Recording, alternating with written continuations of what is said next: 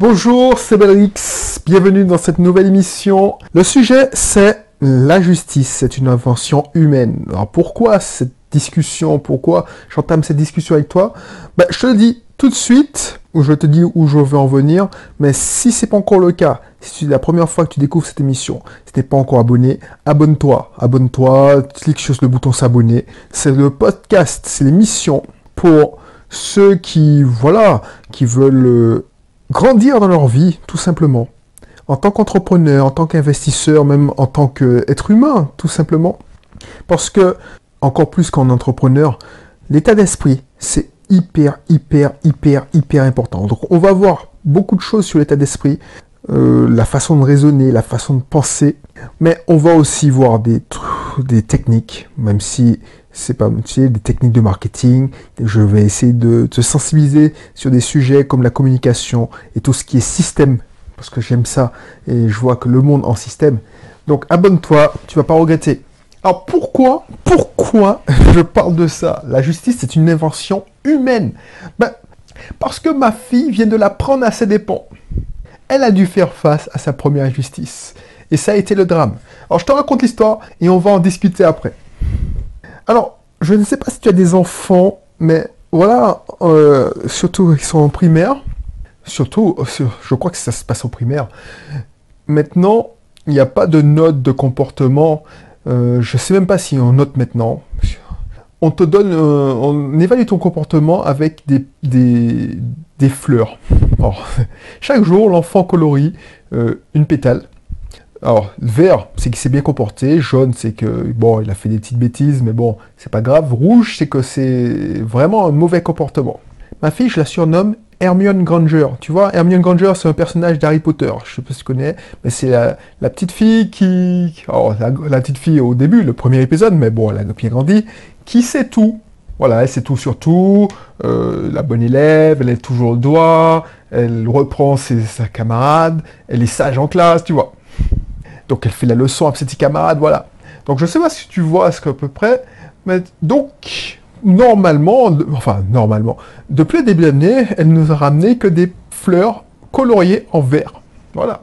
Et tu vois, c'est vraiment l'opposé de moi quand j'étais au primaire, tu vois. J'étais quand même bon élève, sauf que je ne levais pas le doigt, je participais pas. Alors en fait, je m'en foutais, je subissais les cours parce que j'avais pas encore découvert l'informatique. Quand j'étais à sa classe, j'ai découvert l'informatique quand j'étais au CE2. Donc, j'étais pas encore intéressé à aller au CP. Donc, moi, je m'en foutais, j'apprenais, mais bon, je subissais l'école, tu vois. Je devais être là, je ramenais des bonnes notes parce que je voulais passer le moins de temps possible à l'école. Elle aime ça, elle aime bien, elle est, voilà, devant. La fille, c'est la petite fille d'une institutrice, ça se voit. Sauf qu'hier, elle nous a ramené sa première pétale rouge.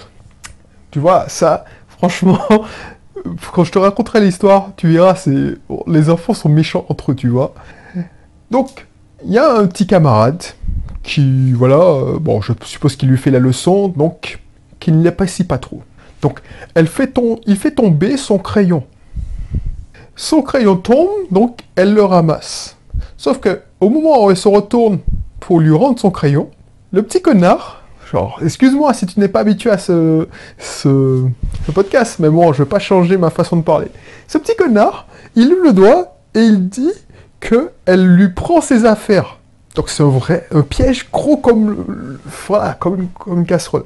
Sauf que, on la retrouve en fin de grand délit, elle est retournée, un crayon à la main, alors que c'est le crayon du petit garçon. Donc, l'institutrice, comme c'est un petit garçon qui est souvent puni, qui colorie son carnet de comportement est rouge sang. Et justement, ma fille me disait, ouais, voilà, il a toujours des rouges, elle se moquait. Alors, bref, tu vois. Donc, je suppose qu'il lui a tendu un piège, et elle a eu une pétale rouge. Et pour elle, alors peut-être que pour le petit garçon, il a une fleur rouge, il s'en fout, mais pour ma fille, c'est le drame. Et en plus, il faut faire signer ça à la fin de la semaine. Tu penses bien qu'elle l'a mal pris. Alors, franchement, c'est pas grave pour moi. Mais elle voulait même pas me l'avouer. Oui, elle avait dit ça à sa maman, comment papa va réagir, tout ça. Parce que, effectivement, je suis assez sévère.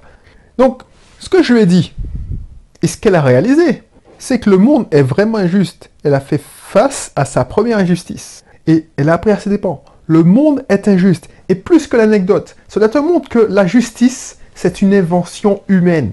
L'institutrice, vu qu'elle punit toujours le même petit garçon, qu'elle le reprend, que voilà, elle est devenue la bête noire. Pour une fois qu'il lève le doigt pour réclamer justice, on lui fait une injustice. Ah ben, elle a puni celle qui a que des vers. Pourquoi? Parce qu'elle veut rendre justice. Sauf qu'elle a commis une injustice, une erreur judiciaire si on était, voilà, si on était dans la rue. Dans la nature, sache-le, la notion de justice, la notion d'équité n'existe pas. C'est vrai, chez le règne de l'animal, la justice n'existe pas. Si tu te mets, c'est une question de perception. Le pire criminel, pour lui, il fait rien de mal. Il se convainc, on a déjà parlé de ça.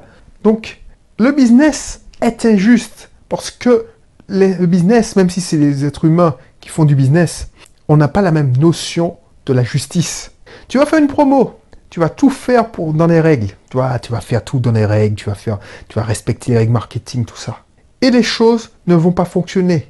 Et tu vas passer peut-être à autre chose. Tu dis, bon, ben, ça n'a pas fonctionné, bon, au moins j'ai tenté. Quelques mois plus tard, ton concurrent fait exactement la même chose. Il reprend ton idée, il décalque. Alors, je ne sais pas si tu sais ce que c'est que de décalquer, mais il copie-colle ta promo, juste le logo. Il change juste le prix, mais c'est à moins cher, 10 € moins cher, c'est même pas extravagant.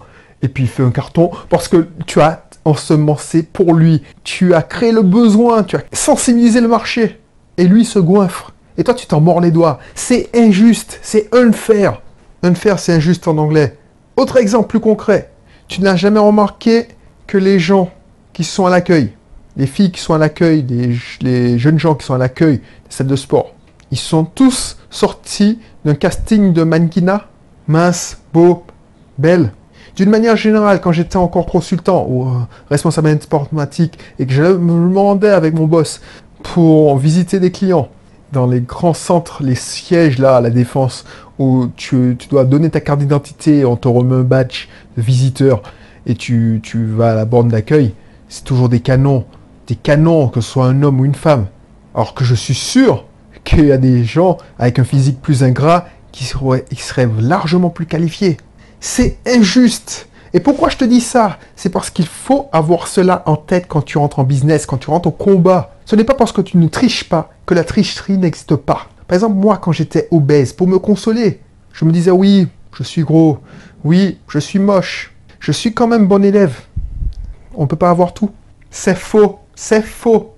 On ne peut pas être gros et populaire. Non, j'avais la preuve. J'étais gros et impopulaire, mais j'avais un gros qui était beaucoup plus gros que moi et qui était populaire. On l'emmerdait pas, on le harcelait pas. Donc voilà, c'est injuste le monde. Pourquoi? Parce qu'il avait grandi avec les autres. Bref, c'est comme croire aussi que les bombes, hommes ou femmes, les bombes qui sont bêtes, ils ont rien dans la tête.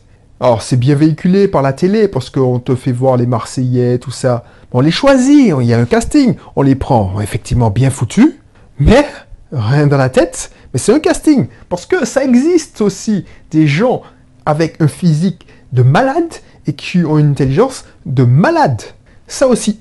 Comme il existe des gens qui sont moches comme un pou, et qui sont bêtes comme leurs deux pieds.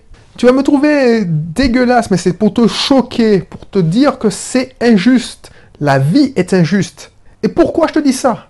Comment faire? Tuer ou être tué? Tu me dis que la vie, c'est comme ça, c'est injuste, c'est la loi du plus fort. Non, je t'ai pas dit ça. Je t'ai pas dit ça. Je t'ai pas dit d'être plus injuste pour s'en sortir. C'est pas ce que je te dis de faire. Si je te dis ça, c'est pour que tu ne te mentes pas. Par exemple, je sais pas, quand tu dois prendre les décisions, les bonnes décisions, par exemple pour licencier quelqu'un parce que le mec se fout de ta gueule, si tu dois virer un patient parce qu'il se fout de ta gueule, si tu dois virer un élève parce qu'il te dit oui, j'ai accepté de payer le forfait en 3 fois, si tu es dans une auto-école, et puis le mec il te ramène toujours une connerie, il te dit oui, j'ai une bonne excuse, ben il faut sévir. Quand tu es, par exemple, dans un syndic de copropriété et tu vois un propriétaire qui doit 20 000 euros, il ne faut pas attendre. Il faut attaquer en justice pour le faire payer. Sinon, c'est toi qui vas payer à sa place. Les gens s'en foutent de toi. Alors je te dis, les gens, certaines personnes, alors c'est pas la majorité, certaines personnes se foutent de toi. Ils s'en foutent de toi. Ils vont toujours trouver des excuses pour se justifier. Tu essaies de les traiter en étant juste, mais ils iront au moins cher ou au plus pratique pour eux. Ils s'en foutent si tu as besoin de leur argent pour vivre. Ils s'en foutent si ils te font perdre ton temps. Alors je te dis pas que c'est la majorité, mais il y a certaines personnes, il faut pas être juste avec eux. Il faut mettre en place des procédures. Ton système doit te protéger. Parce que c'est des gens charmants. Par exemple, dans le cabinet de mon épouse, elle m'a dit qu'un patient a appelé parce que son fils, qu'elle suit, de 4 ans, est couché avec de la fièvre, avec une grave grippe. C'était la saison d'ailleurs. Et qu'est-ce qu'on voit le lendemain ou le surlendemain? L'enfant qui gambade à la plage, tranquille. Voilà. Alors, ce patient-là ne nous a pas repérés, puisque, voilà, mon épouse, moi, et encore, je ne serais même pas allé le voir, tu vois. Mais tu vois, ça te montre que les gens, ils ont toujours une excuse. Alors, je sais, c'est pas tout le monde qui est comme ça, mais il faut le savoir. La justice est une invention humaine. Mais le monde n'est pas juste. Sinon, celui qui travaillerait le plus dans le service serait récompensé à la hauteur de ses efforts. Parce qu'il est récompensé. Mais entre parenthèses, celui qui a rien foutu et celui qui a fait tout le travail, tu l'augmentes de 2%, c'est injuste. Toi, tu penses que tu as fait une truc juste, mais c'est injuste. Et tu vois, en management, c'est très important d'intégrer cette notion. Savoir que le monde, toi, tu auras beau estimer que tu es juste, que tu veux être juste, que tu seras jamais juste. Et il faudra en avoir conscience pour limiter ces causes d'injustice, les injustices que tu vas créer. Car en voulant être trop juste, tu deviens injuste. Et si tu as ces problématiques de management, je te rappelle la formation que je mettrai dans la description qui explique une nouvelle façon de bien manager sans jouer la comédie. C'est la méthode du Bellrix.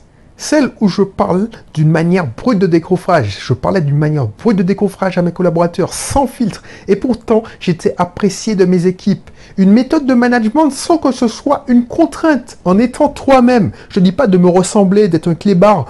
Je te dis, si tu es timide ou tu es calme, ben sois calme. Mais tu te feras respecter. Comment faire que tes collaborateurs apprécient de travailler avec toi sans que tu aies besoin de mettre un masque, de jouer le petit chef? Voilà. Je vais te montrer ce qui fait de toi un bon manager. Je vais t'expliquer quelle est la base pour avoir du respect, même si tu n'es pas un leader. Parce que moi, justement, je ne suis pas un leader. Je suis plutôt un solitaire. J'étais timide, j'étais gros quand j'ai commencé ma carrière de manager. Et pourtant, j'ai réussi, grâce à ces techniques que j'ai mis au point au fur et à mesure des années. On ne naît pas manager. On peut naître leader, mais on ne naît pas manager. Ça n'a rien à voir avec le charisme. Contrairement à ce qu'on pense, ça n'a rien à voir avec le physique aussi. Je suis la preuve vivante. Donc si le sujet t'intéresse, n'hésite pas à cliquer sur le lien qui se situe dans la description. Tu pourras peut-être profiter d'un prix imbattable, parce que je fais toujours des prix imbattables en pré-lancement. Donc tu auras, si entrer en pré-lancement, tu auras le contenu dans une semaine maxi. Ça peut être dans l'heure, puisque j'aurai fini. Donc profite si tu as toujours le prix de lancement. Tu profites, comme ça, tu prends un prix symbolique. Rien ne dit que si tu reviens une heure après, j'aurais pas remis le prix normal parce que j'aurais déjà livré l'information. Voilà. Donc si c'est déjà le prix normal, t'inquiète, c'est un bon prix, un prix, voilà, qui va te faire avancer parce que je te permettrai de créer une équipe qui te mènera loin. Et si le sujet t'intéresse, n'hésite pas à cliquer. Sinon, je te dis à bientôt pour une prochaine émission. Allez, bye bye.